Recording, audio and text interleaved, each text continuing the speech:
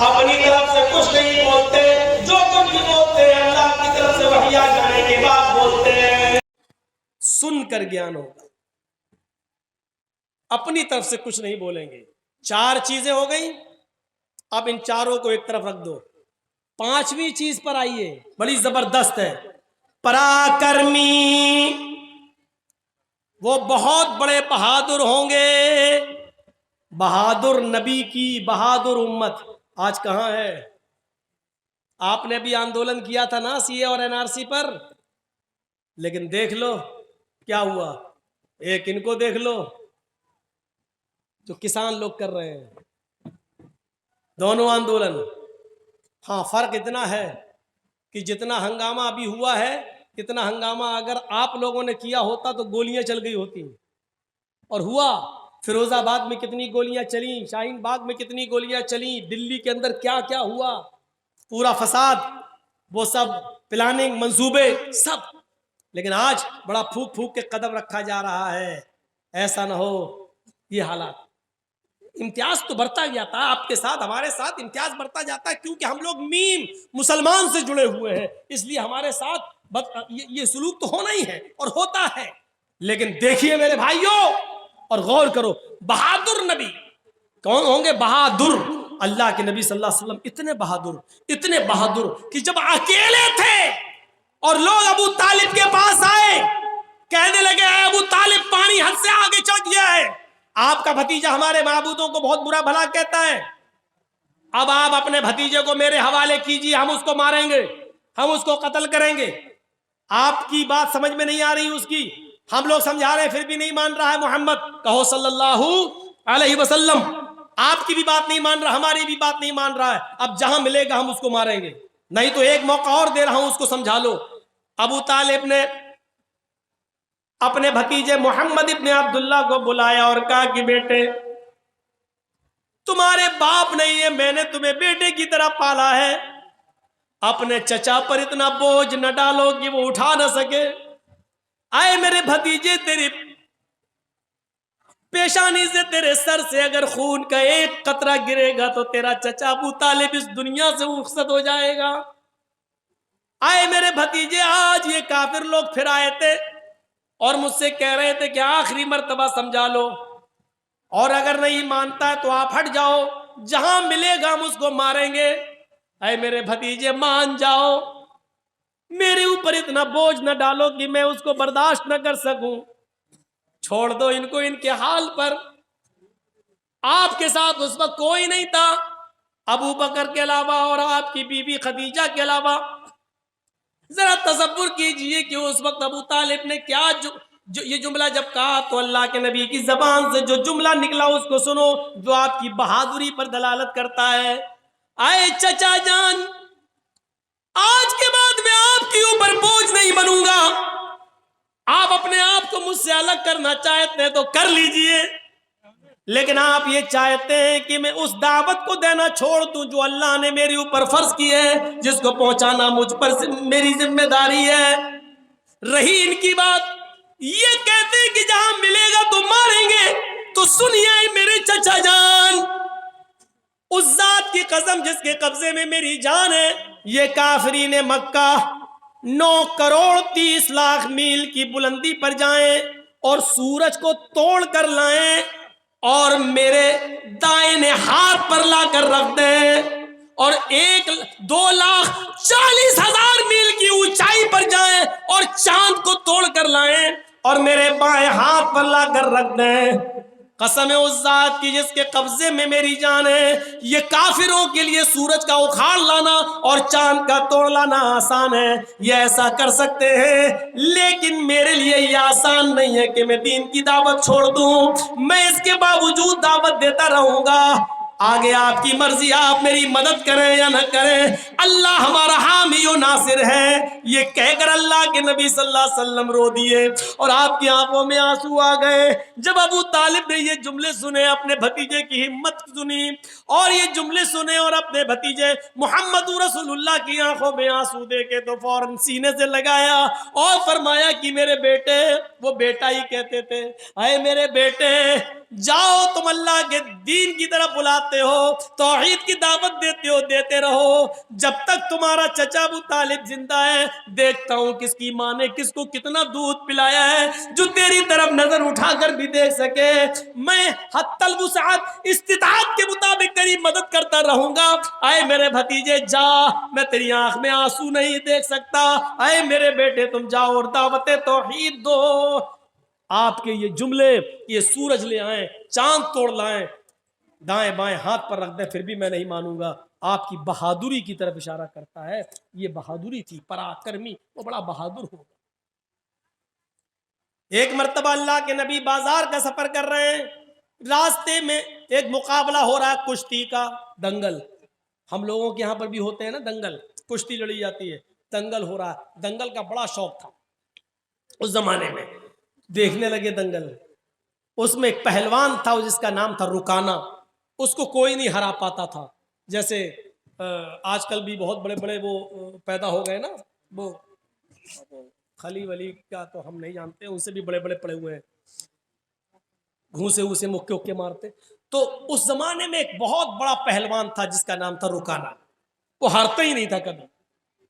تو اس کا مقابلہ چل رہا تھا اور وہ سب کو اٹھا اٹھا کے پٹکتا جا رہا تھا۔ اللہ کے نبی ایسی دیکھنے کے لیے کھڑے ہو گئے۔ اس نے جب دیکھا محمد ابن عبداللہ تو اس نے چیلنج کر دیا، اس نے ایسی کہا، ہے محمد ادھر آؤ، آؤ تم بھی آ جاؤ، تمہیں بڑا بھروسہ ہے نا تمہارے اللہ پر، تو آؤ نا لڑ لو۔ آپ نے کہا رکانا میں لڑنے نہیں آیا، میں دیکھنے آیا ہوں کہ یہ دنگل کیا ہے۔ اس نے مسکراتے ہوئے سب لوگوں کے سامنے چیخ کر کہا، اے محمد اگر تم مجھے اٹھا کر پٹک دو، اگر تم مجھے ہرا دو تو میں اسلام قبول کر لوں گا۔ جب کہا کہ آ جاؤ لڑ لو تو آپ نے کہا نہیں میں لڑنے نہیں آیا۔ جب یہ کہا کہ اگر تم مجھے شکست دے دو گے، مجھے ہرا دو گے تو میں اسلام قبول کر لوں گا، تو آپ چلے گئے۔ اسلام کا معاملہ آیا تو آپ چلے گئے۔ چلو تیرے جیسے پہلوان کی ضرورت بھی ہے دین کو، آپ آگے بڑھ گئے۔ یہ کتنی بڑی بہادری تھی۔ اور کوئی مولانا جرجیز کے سامنے کھڑے ہو کے کہہ دے کہ تم خلی کے مقابلے میں آ جاؤ تو میں تو جاؤں گا ہی نہیں۔ کوئی ہے، کوئی مقابلہ ہے؟ اللہ کے رسول چلے گئے، ہاتھ ملایا،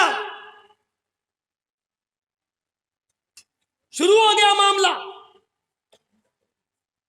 دیکھو رکانا اپنی بات سے پلٹنا نہیں، ارے زبان ہوتی ہے مرد کی، دے دی دے دی۔ وہ سوچ رہا تھا کہ یہ تو بلا پتلا آدمی، ایک جھٹکے میں گرا دوں گا۔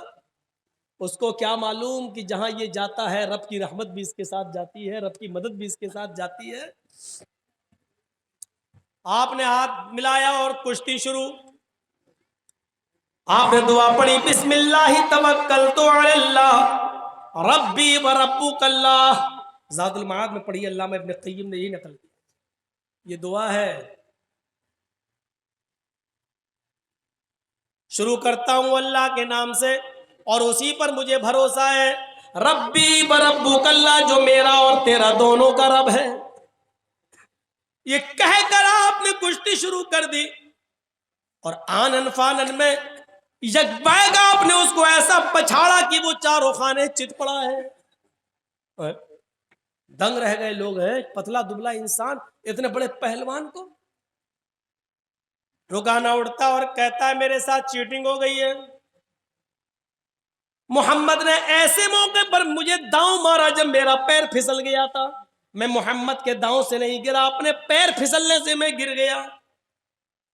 جو ریفری ہوتا ہے، جج جو ہوتا ہے، جو فیصلہ کرتا ہے کہ کون ہار گیا کون جیت گیا، اس نے کہا نہیں بھائی میں نے تو پیر پھسلتے ہوئے نہیں دیکھا، محمد ابن عبداللہ فرماتے اللہ کے نبی نہیں صاحب، اگر اس کا پیر پھسل گیا تھا تو میں اس کو ایک موقع اور دیتا ہوں.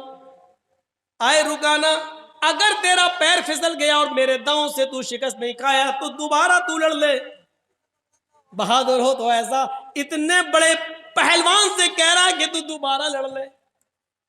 اس نے دوبارہ لڑنا شروع کیا اور آپ نے آنن فانن یکدم اس کو پھر شکست دے دی، اس کو گرا دیا. فیصلہ ہوتا ہے کہ محمد ابن عبداللہ جیت گئے. رکانہ سے کہا گیا اے رکانہ اپنی ہار شکست تسلیم کرتے ہو؟ اس نے کہا ہاں ہار تسلیم کرتا ہوں، لیکن حقیقت یہ کہ میں ہارا نہیں ہوں. کہا پھر کیا بات ہے؟ کہا میں کہوں گا تو تم غلط مانو گے. محمد ابن عبداللہ نے مجھے ایسے موقع پر داؤں مارا کہ میری آنکھ چھپک گئی تھی اور اچانک مجھے کچھ دکھ نہیں رہا تھا. جیسی میری آنکھ چھپکی اور انہوں نے مجھے جو ہے داؤں مار دیا اور میں دیکھ نہیں پایا. ویسے آپ کی مرضی. جج نے کہا نہیں، یہ کشتی تو محمد ابن عبداللہ جیت گئے، لیکن اللہ کے نبی صلی اللہ علیہ وسلم نے فرمایا آئے رکانہ اگر تیری آنکھ چھپک گئی تھی اور میرا داؤں اس وقت تیرے اوپر چلا تو ٹھیک ہے، اس کشتی کو بھی ریجیکٹ کر دیتے ہیں، تو تیسری بار لڑ لے. تیسری بار بھی ہم کشتی لڑ لیتے ہیں، لیکن یہ ہماری اور تمہارے درمیان آخری ہوگی. اس کے بعد آنکھ تمہاری چھپکے یا میری، پیر تمہارا پھسلے یا میرا، اس کو آخری مانا جائے گا اور یہی ہار جیت کا فیصلہ ہوگا. کہا ٹھیک ہے. تیسری بار بھی کشتی ہوئی اور آنن فانن اللہ کے نبی نے زیادہ وقت نہیں لگایا اور رکانہ کو اٹھا کر پٹک دیا. رکانہ بھرے عام مجمع میں تسلیم کرتا اب میں ہار گیا ہوں. ایوارڈ کے مستحق محمد ابن عبداللہ ہیں. ایوارڈ لایا جا رہا ہے. اس زمانے میں جو ٹرافی دی جاتی تھی جیتنے والے کو، چیمپئن کی، ڈسٹرکٹ چیمپئن کی، وہ ٹرافی بڑی اہمیت رکھتی تھی. وہ ٹرافی محمد ابن عبداللہ کو دی جا رہی ہے، لیجئے. اللہ کے نبی فرماتے ہیں اے رکانہ، تم نے لوگوں کے درمیان یہ وعدہ کیا تھا کہ اگر تم مجھے اٹھا کر پٹک دو گے تو میں اسلام قبول کر لوں گا. مجھے اس ٹرافی کی ضرورت نہیں ہے. بھرے مجمع میں تم کلمہ پڑھو، اشہد ان لا الہ الا اللہ و اشہد ان محمد عبدہ و رسولہ. اے رکانہ تمہارا کلمہ پڑھ لینا ہی میرے لیے سب سے بڑا ایوارڈ ہوگا. رکانہ مسکرا کر کہتا ہے اے محمد ٹرافی اٹھا اور چلتا بن. تو نے مجھے اتنا بڑا سچا کیسے سمجھ لیا تھا؟ ارے میں تو اب تک دھوکے ہی سے جیتتا آیا اور آج بھی دھوکے سے جیتنا چاہتا تھا، لیکن آپ کے آگے میری چلی نہیں ہے. میں پہلی مرتبہ آپ نے مجھے اٹھا کر شکست دی پٹکا اور میں نے کہا میرا پیر پھسل گیا تھا. قسم ہے مجھے اپنے لات و منات کی، میرا پیر نہیں پھسلا تھا، میں تو جھوٹ بولا تھا. اے محمد ابن عبداللہ دوسری مرتبہ میری آنکھ چھپکی نہیں تھی، وہ بھی جھوٹ تھا اور میں جانتا تھا کہ آپ تیسری بار لڑیں گے، لیکن تیسری بار میرے پاس کوئی بہانہ نہیں، کیونکہ آپ نے پہلے ہی کہہ دیا تھا کہ یہ ہار و جیت کی آخری شکل ہوگی. میں تو ہمیشہ جھوٹ بولتا آیا. آئے محمد ٹرافی لے اور چل، آج میری چیمپئن کا ایوارڈ تو نے لے لیا ہے، لے جاؤ، اگلی سال پھر دیکھیں گے. پھر ٹرافی محمد ابن عبداللہ کو دی گئی. اللہ کے رسول نے اس ٹرافی کو اپنے ہاتھ میں لیا اور جیسے اس ٹرافی کو اپنے ہاتھ میں لیا فرمایا لوگوں رک جاؤ، میں لڑنے نہیں آیا تھا، کشتی لڑنے کا میرا کوئی ارادہ نہیں تھا. یہ الگ بات ہے کہ میں نے رکانہ کو شکست دی، اب جیتا ہوا میں مانا جا رہا ہوں، لیکن لوگوں میں لڑنے نہیں آیا تھا.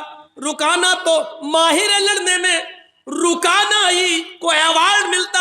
اگر میں نہ لڑتا تو آج رکانہ ہی ایوارڈ لے کے جاتا. جب میری لڑنے کی نیت ہی نہیں تھی تو میں ایوارڈ کیوں لوں؟ اس ایوارڈ کا اصلی حقدار رکانہ ہے، میں نہیں ہوں. اے رکانہ تم اسلام نہیں لاتے ہو مت لاؤ، تم دین قبول نہیں کرتے ہو مت کرو، لیکن یہ ایوارڈ میں نہیں لوں گا کیونکہ میری لڑنے کی نیت نہیں تھی اور میں نہیں لڑتا تو یقیناً یہ ایوارڈ تم ہی جیتتے. اب یہ ایوارڈ میں تمہیں دے رہا ہوں. جیسے اللہ کے نبی اس کے قریب گئے اور اس کے ہاتھوں میں ایوارڈ دیا، لو رکانہ उस एवार्ड का ही भूखा था, उसने पकड़ा और मोहम्मद इब्ने अब्दुल्ला को आज इतने करीब से देखा, एवार्ड दे रहे हैं, इतना बड़ा एजाज, इतना बड़ा एवार्ड जो बादशाह की तरफ से दिया जाए, वो एवार्ड मोहम्मद इब्ने अब्दुल्ला मुझे दे रहे हैं और कह रहे हैं मुझे इस एवार्ड की जरूरत है, इसके हकदार तुम हो। रुकाना उस एवार्ड को पकड़ता है और नबी के चेहरे को देखता है। आज उसने करीब से नबी के चेहरे को देखा, चेहरा देख कर ही आइडिया लगा लिया ये चेहरा किसी झूठे का नहीं हो सकता है। मोहम्मदुर रसूलुल्लाह के चेहरे की चमक जिसको देखकर कभी जाबिर इब्ने समुरा ने कहा था, आए मोहम्मद कभी मैं आसमान पर चमकते हुए चांद को देखता हूं और कभी आपके चेहरे को देखता हूं, तो काबे के रब की कसम मुझे ऐसा लगता है कि चांद आसमान पे जो चमक रहा है उसको हुस्न और नूर मिला है तो वो आपके चेहरे से मिला है। आसमान पे चमकने वाला चांद भी आपके चेहरे की रोशनी का हकदार है, वो भी आपके चेहरे से रोशनी लेकर गया है। उस चेहरे को देखकर कभी हसन इब्ने साबित ने कहा था, वो अहसन मिनका लम तरकत आईनी व अजमल मिनका लम तलिदिन निसाउ। आज मोहम्मद इब्ने अब्दुल्ला आपको देखता हूं तो ऐसा लगता है कि वह अहसन मिनका लम तरकत आईनी, मेरी आंखों ने आपसे पहले इतना हसीन चेहरा देखा ही नहीं। वह अजमल मिनका लम तलिदिन निसाउ, और दुनिया की किसी औरत ने आपसे खूबसूरत बच्चा पैदा किया ही नहीं है। आप हसीन है, जमील है, इस चेहरे को बार बार देखता है। रुकाना एवार्ड पकड़ता है और थोड़ी देर के बाद एवार्ड उठाकर जमीन पर पटक देता है और कहता है मोहम्मद मुझे इस एवार्ड की नहीं, उसी एवार्ड की जरूरत है जो आप दुनिया को देते हैं। व अशहदु अल्ला इलाहा इल्लल्लाह व अशहदु अन्ना मुहम्मदन अब्दुहु व रसूलुहु, ये कलमा पढ़ता है रुकाना और इस्लाम कबूल कर लेता है। माफ कीजिएगा मेरे भाइयों, अल्लामा इब्ने क़य्यिम ने ज़ादुल मआद में लिखा है कि रुकाना इस्लाम ले आया, लेकिन मौलाना अबुल कलाम आज़ाद ने लिखा वो इस्लाम से मुतासिर हुआ है लेकिन इस्लाम उसने कबूल नहीं किया था। लेकिन मैंने जो हवाला आपको दिया है वो ज़ादुल मआद का दिया है इब्ने क़य्यिम का, कि उन्होंने कलमा पढ़ लिया और इस्लाम के दायरे में दाखिल हो गए।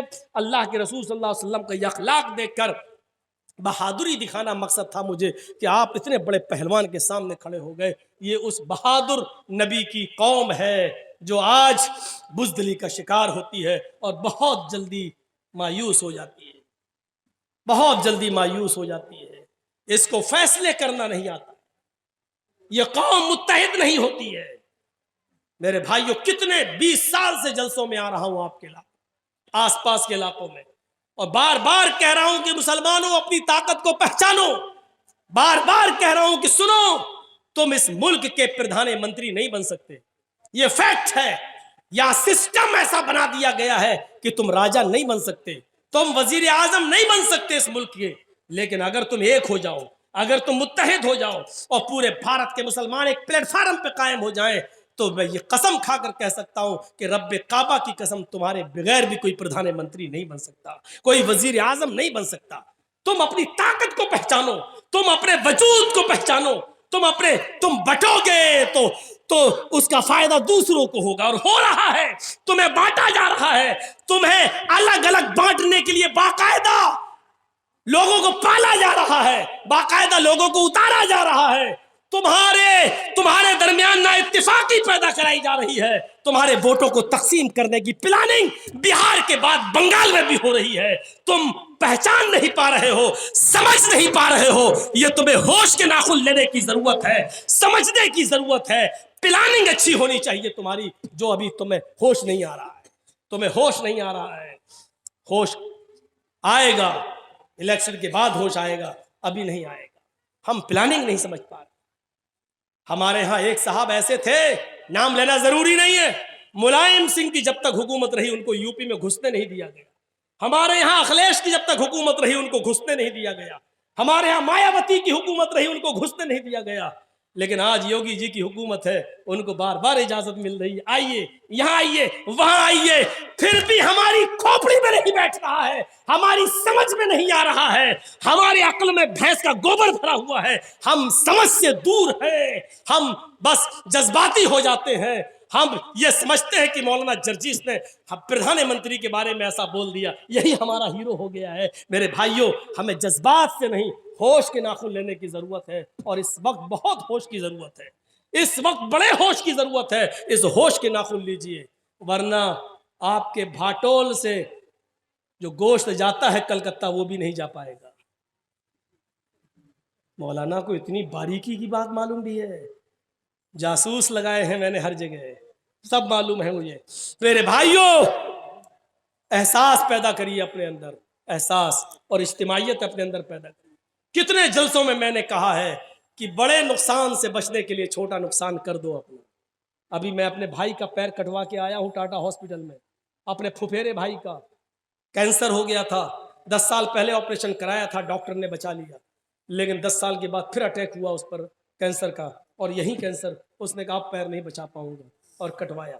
وہ منع کر رہا تھا، میں نے کہا نہیں تمہیں زندہ رہنا ہے، ایک طرف زندگی تھی ایک طرف پیر تھا، وہ نہیں چاہتا تھا کہ پیر کٹے، اس نے کہا مر جانے دو، جتنے دن زندگی جی لینے دو، ایسی زندگی سے کیا فائدہ۔ لیکن میں نے اس کو کہا نہیں، زندگی رہے گی تمہاری، کم سے کم بچوں کا چہرہ دیکھو گے، اس کے کلیجے سے پوچھو۔ جان چلی جائے یہ بڑا نقصان ہے، پیر کٹ جائے یہ چھوٹا نقصان ہے، لیکن بڑے نقصان سے بچنے کے لیے اگر چھوٹا نقصان کرنا پڑ رہا ہے تو کر دو، چھوٹا نقصان کر کے اگر تمہاری جان بچ رہی ہے تو بچا لو۔ مسلمانوں، بنگال کی سرزمین پر بڑا نقصان کیا ہے تم جانتے ہو، اور چھوٹا نقصان کیا ہے وہ بھی جانتے ہو۔ اگر بڑے نقصان سے بچنا چاہتے ہو اور اس پر اگر آپ کو چھوٹے نقصان کی قربانی دینی پڑ رہی ہے تو دے دو، لیکن بڑے نقصان سے اپنے آپ کو بچا لو۔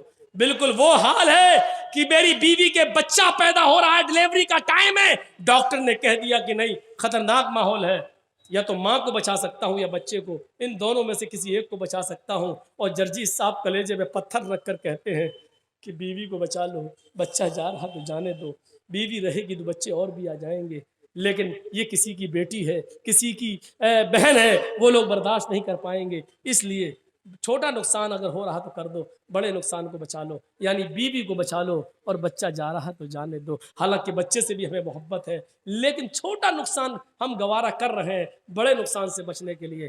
بنگال کے آنے والے چناؤ میں آپ بھی یہی طریقہ اپنائیے، بڑے نقصان سے بچنے کے لیے چھوٹا نقصان کریے، تبھی آپ کو بڑے نقصان سے نجات ملے گی۔ دیکھ رہے ہو کیسے کیسے لوگ چھوڑ کے بھاگ رہے ہیں، پلاننگ ہے، پلاننگ ہو رہی ہے، پلاننگ۔ میرے بھائیوں، باقاعدہ پیدا کیا جا رہا ہے، توڑا جا رہا ہے، خریدا جا رہا ہے۔ دیکھ رہے آج فلاں استعفیٰ دے دیا، فلاں استعفیٰ۔ آپ کو کیا لگتا ہے استعفیٰ ایسے ہی مل گیا ہے؟ ہم دے رہے تھے 100 روپے، اوپر سے ان کو آفر آ گیا 1000 روپے۔ آدمی نے الزام لگا دیا ممتا جی ایسا کر رہی ہیں اس لیے ہم استعفیٰ دے رہے ہیں۔ ہمیں نہیں معلوم ہے جہاں 100 کی جگہ کوئی 1000 دے گا تو آدمی وہیں جائے گا۔ یہ سارے معاملے ہو رہے ہیں باقاعدہ، اور ایک لال پھاٹک دکھایا جاتا ہے، لال پھاٹک، اس پارٹی کو چھوڑو نہیں تو سی بی آئی جانچ کے لیے تیار رہو۔ بیچارہ آدمی ڈر کی وجہ سے استعفیٰ دے رہا ہے۔ یہ ساری چیزیں صاف و کلیئر ہو چکی ہیں، پورا ہندوستان تمہارے بنگال کی طرف نظر جمائے بیٹھا ہوا ہے۔ مسلمانوں، اس وقت یو پی کی نظریں بھی تمہاری طرف ہیں، پورے انڈیا کی نظریں تمہاری طرف ہیں، بلکہ پورے ہندوستان نہیں پوری دنیا کی نظریں تمہارے چناؤ کی طرف ہے، تمہارے الیکشن کی طرف ہے۔ یہ تمہیں فیصلہ کرنا ہے کہ ہمیں کہاں جانا ہے اور کہاں نہیں جانا ہے۔ ہم کسی پارٹی کا پرچار کرنے نہیں آئے، نہ میرا حق ہے پرچار کرنے کا، اور نہ کبھی ہم پرچار کرنے کے لیے کسی کی طرف سے اترے۔ میرے بھائیوں، ایک احساس دلا دیا میں نے، تو یہ بہادر تھے محمد رسول اللہ۔ اور چھٹی صفت کیا بتائی گئی؟ 5 ہو گئی، پراکرمی، بہادر ہوں گے، دانی۔ چھٹی صفت وہ خیرات کرنے والا، دانی، دان کرنے والا ہوگا۔ اللہ کے رسول سے زیادہ دان کرنے والا کوئی نہیں تھا، کوئی نہیں تھا، دان کرنے والا کوئی نہیں۔ ایک فقیر آیا کہ اللہ کے رسول مجھے اللہ کی راہ میں کچھ دے دو، کچھ تھا ہی نہیں۔ آپ نے کہا ابھی تو نہیں ہے، کہنے لگا میں کیا کروں؟ آپ نے کہا بیٹھ جاؤ، کہیں سے آئے گا تو دے دوں گا۔ بیٹھ گئے، تھوڑی دیر میں دوسرا آ گیا، دینے تو آیا نہیں، مانگنے آ گیا، اللہ کے نام پہ مجھے بھی کچھ دے دو۔ آپ نے کہا تو بھی بیٹھ جا۔ تھوڑی دیر میں تیسرا آ گیا، اللہ کے رسول مجھے بھی اللہ کے نام پہ ہے کچھ نہیں۔ آپ نے کہا اچھا تو بھی بیٹھ جا۔ پھر تھوڑی دیر کے بعد 4 اوقیہ چاندی کہیں سے آ گئے، سونا، 4 اوقیہ سونا کہیں سے آ گئے۔ تو اللہ کے رسول صلی اللہ علیہ وسلم نے ایک ایک اوقیہ تینوں کو دے دیا، جاؤ اب ایک بچ گیا، آپ نے اپنے پاس رکھ لیا یہ سوچ کر ابھی شام دور ہے، ہو سکتا کوئی ضرورت مند آ جائے تو یہ اس کو دے دوں گا، کیونکہ صدقے کا مال ہے۔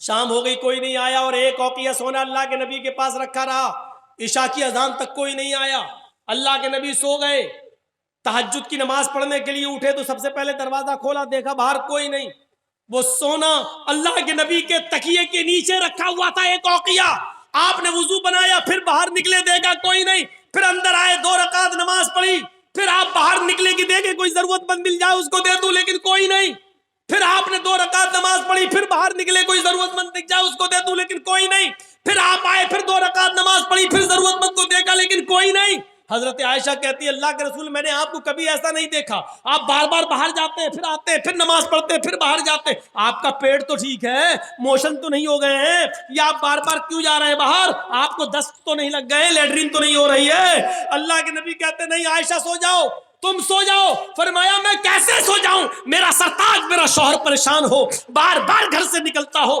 بستر پہ آتا ہو، کمرے میں آ کے نماز پڑھ کے پھر باہر جاتا ہو، پھر بے چین ہو اور بار بار باہر نکل رہا اور میں سو جاؤں؟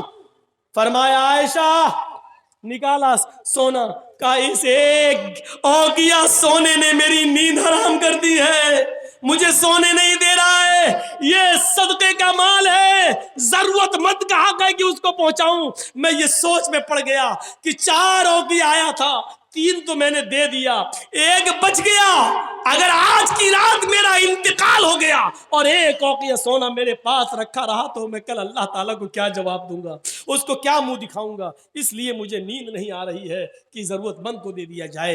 اتنے بڑے دانی، اتنے بڑے صدقہ و خیرات کرنے والے تھے محمد رسول اللہ صلی اللہ علیہ وسلم۔ چھٹی صفت ہو گئی دانی، اور 7ویں ہے کرتگیہ، احسان کریں گے لیکن جتائیں گے نہیں۔ اللہ کے رسول نے جس پر احسان کیا کبھی جتایا نہیں، میں نے تمہارے ساتھ ایسا کیا۔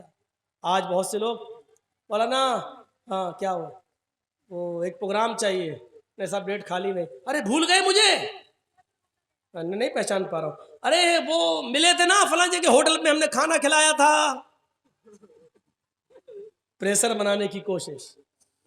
ہاں اچھا اچھا، وہ ہم اسٹیشن پہ آپ کو چھوڑنے گئے تھے، اپنی گاڑی پہ بٹھالا تھا، پریشر۔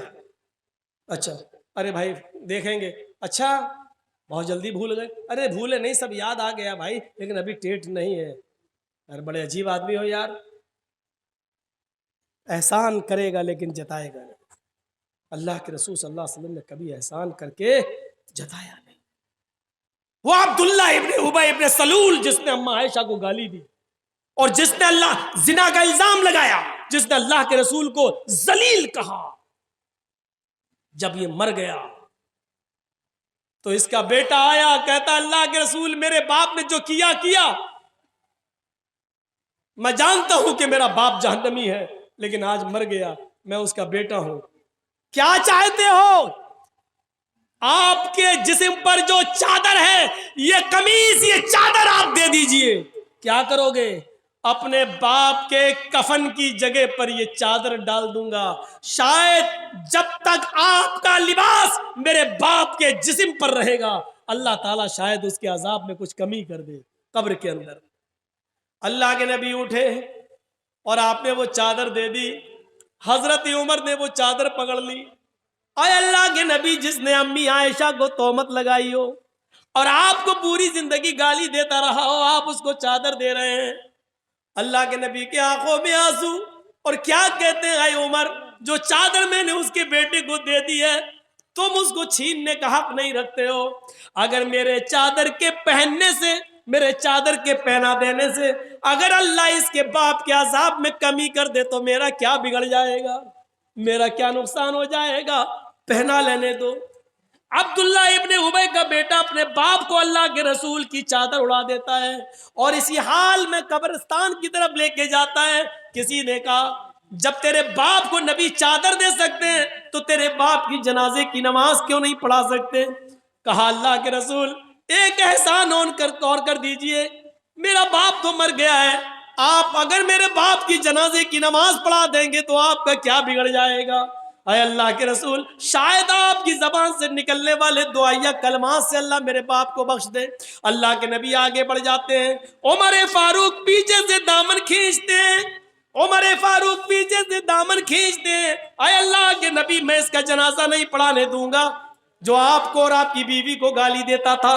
اللہ کے نبی نے فرمایا عمر پیچھے سے میرے دامن کو چھوڑو، اگر میری جنازے کی نماز پڑھا دینے سے اللہ تعالیٰ اس کو بخش دے یا اس کی مغفرت فرما دے یا اس کے باپ کے گناہ معاف کر دے تو میرا کیا بگڑ جائے گا۔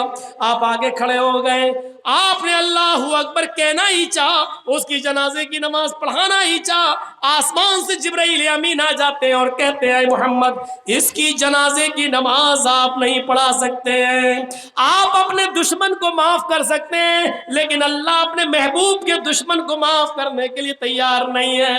70 مرتبہ بھی اگر آپ اس کی جنازے کی نماز پڑھیں گے اور دعائیں مغفرت کریں گے تب بھی اللہ اس کو نہیں بخشے گا، اس کو نہیں بخشے گا۔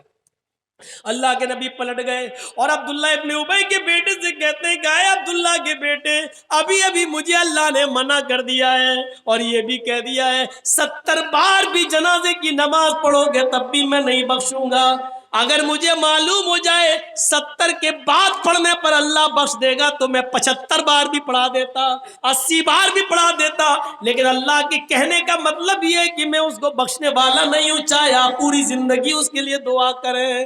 اب میرا جنازے کی نماز پڑھانا بیکار ہے کیونکہ اللہ ہی نے مجھے منع کر دیا ہے۔ یہ احسان آپ نے کیا، کھڑے تک ہو گئے لیکن زندگی بھر کبھی آپ نے جتایا نہیں، اپنے دشمن کے ساتھ بھی آپ کا یہ سلوک تھا، آپ کا یہ برتاؤ تھا۔ تو یہ 7ویں صفت کہ وہ احسان کریں گے لیکن جتائیں گے نہیں، اور 8ویں صفت یہ ہے وہ دیابان ہوگا، دیا کرے گا۔ دیا پر تو ہم نے مثالیں آپ کو دے دی، اللہ کے رسول جانور تک میں دیا کرنے والے تھے، جانور تک پر، پرندوں تک پر دیا کرتے تھے۔ اللہ کے رسول صلی اللہ علیہ وسلم کا وہ واقعہ اٹھاؤ کہ آپ کی بیٹی زینب جو اونٹنی پر سوار تھی اور حضرت علی لے کے چل رہے تھے اور ان کے پیٹ میں حمل تھا، بچہ تھا زینب کے پیٹ میں، اور حبار ابن اسود نے تیر مارا یہ اونٹنی کو، لیکن تیر نشانہ کھا گیا، خطا کر گیا، اور وہ تیر حضرت زینب کے پیٹ میں لگتا ہے، پیٹ پھٹ جاتا ہے، زینب اونٹنی سے گر جاتی ہے اور بچہ زمین پر گر جاتا ہے۔ اسی حال میں زینب کو مدینہ لایا گیا، اور جب زینب کو پتا چلا کہ میرے پیٹ کا بچہ ضائع ہو گیا، ہوش میں آئی پتا چلا کہ پیٹ کا بچہ ضائع ہو گیا، تو وہ اس صدمے کو برداشت نہیں کر سکی اور ان کا انتقال ہو گیا۔ اللہ کے نبی اپنی بیٹی کو دفن کر رہے تھے اور آنکھوں میں آنسو تھے۔ لوگوں نے پوچھا اللہ کے نبی آپ کی آنکھوں میں آنسو؟ فرمایا یہ محبت کے آنسو ہیں جو اللہ نے ہر باپ کے دل میں بیٹی کی محبت ڈالی ہے۔ یہ میری وہ بیٹی ہے جو میرے راہ میں بہت ماری گئی، ستائی گئی، یہاں تک کہ میری بات مان کر چلتی تھی، اور آج اللہ کی راہ میں اس کی جان بھی چلی گئی۔ 10 سال مدینہ میں رہنے کے بعد جب مکہ فتح ہو گیا، مدینے سے نکل کر آپ مکے میں آئے تو آپ نے اعلان کر دیا لوگوں معافی، جو اس نے ہمارے ساتھ جو جرائم کیے اگر کوئی معافی مانگے گا تو ہم ان کو معاف کرنے کے لیے تیار ہیں۔ ایک ایک مجرم آتا گیا اور معافی مانگتا گیا، آپ ایک ایک کو معاف کرتے جا رہے ہیں۔ حمزہ کے قاتل، حمزہ کا چچا کا کلیجہ چبانے والی اور پیٹ پھاڑنے والی اور ناک کان کاٹ کے اس کو دھاگے میں ڈال کر اس کا ہار بنا کر پہننے والی ہندا کو بھی آپ نے معاف کر دیا اور کہا ہندا میرے سامنے مت آیا کر، بس اتنی گزارش ہے، میں نے معاف کر دیا ہے لیکن میرے سامنے جب تو آتی ہے تو مجھے میرے چچا کی لاش یاد آ جاتی ہے۔ آپ ایک ایک کر کے سب کو معاف کرتے گئے، ایک اور آدمی کھڑا ہے، کہا اللہ کے نبی میں بھی مجرم ہوں، مجھے بھی معاف کر دو۔ آپ مسکرائے، کہا میں نے سب کو معاف کیا تو تمہیں کیوں نہیں کروں گا؟ ہاں لیکن تمہارا جرم کیا ہے؟ اس نے کہا میرا جرم نہ سنے تو اچھا ہے، ایسے ہی معاف کر دیجئے۔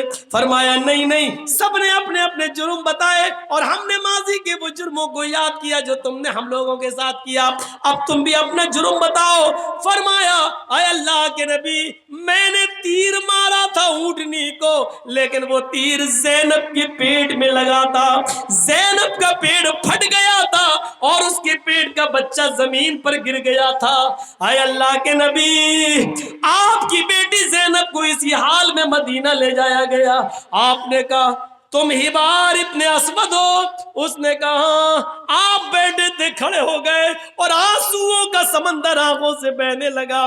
फरमाया, हिबार, आए मेरी बेटी के कातिल, आज तू मेरी आंखों के सामने आ गया है। आए हिबार, मक्के की 13 साल जिंदगी और मदीने की 10 साल जिंदगी, 23 साल की जिंदगी में मुझे जितना सताया गया है, अगर वो तकलीफें तराजू के एक तरफ रख दी जाएं, और जिस दिन मेरी बेटी ने मेरे हाथों में, मेरी बाहों में उसने अपनी आखिरी सांस ली और उसका फटा हुआ पेट जब मैंने देखा, तो आए ही बार उसे एक दिन की तकलीफ अगर तराजू के दूसरी तरफ रख दी जाए और तराजू उठाई जाए, तो कसम है उस जात की जिसके कब्जे में मेरी जान है, आए ही बार 23 साल की तराजू का पलड़ा उठ जाएगा और एक दिन की वो तकलीफ का पलड़ा भारी होगा।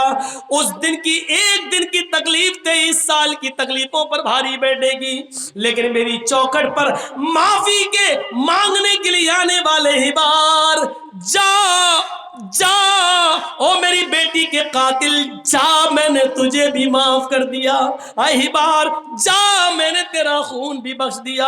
आपने अपनी बेटी ज़ैनब के कातिल को भी माफ कर दिया। और ये उस वक्त की बात है जब हुकूमत आपके हाथ में थी, पावर आपके हाथ में था, आप चाहते तो 1 मिनट में उसको कत्ल कर सकते थे और कोई रोक भी नहीं सकता था, क्योंकि अब पावर अल्लाह के नबी के हाथ में। लेकिन पावर आने के बाद माफ कर देना बड़ा कमाल है। ये दयावान थे, रहम करने वाले थे। जो मैंने शुरू में कहा था कि अगर रहम निकाल दिया जाए तो देश बिगाड़ के रास्ते पे आ जाता है। अल्लाह के रसूल तो बनाने आए थे दुनिया को, तो बिगाड़ के रास्ते पे कैसे ला सकते थे? इसलिए आपने अपनी बेटी के कातिल तक को माफ कर दिया। 2 घंटे से ज्यादा हो चुका है मेरे भाइयों। बस आखिर में मैं आपसे यही कहूँगा कि जितना भी सुना है उस पर अमल करिए। अल्लाह ताला हमें जब तक जिंदा रखे, इस्लाम पे जिंदा रखे, और जब हमारा खात्मा हो तो ईमान पर हमारा खात्मा फरमाए। वमा अलैना इल्लल बलागुल मुबीन व आखिरु दअवाना अनिल हम्दुलिल्लाहि रब्बिल आलमीन। एक गुजारिश और है, मैं यहाँ पर 1:05 हो रहा है, 1:15 तक बैठा हुआ हूँ। आपसे बड़ी मुअद्दिबाना गुजारिश है, आप मुझसे बहुत मोहब्बत करते हैं।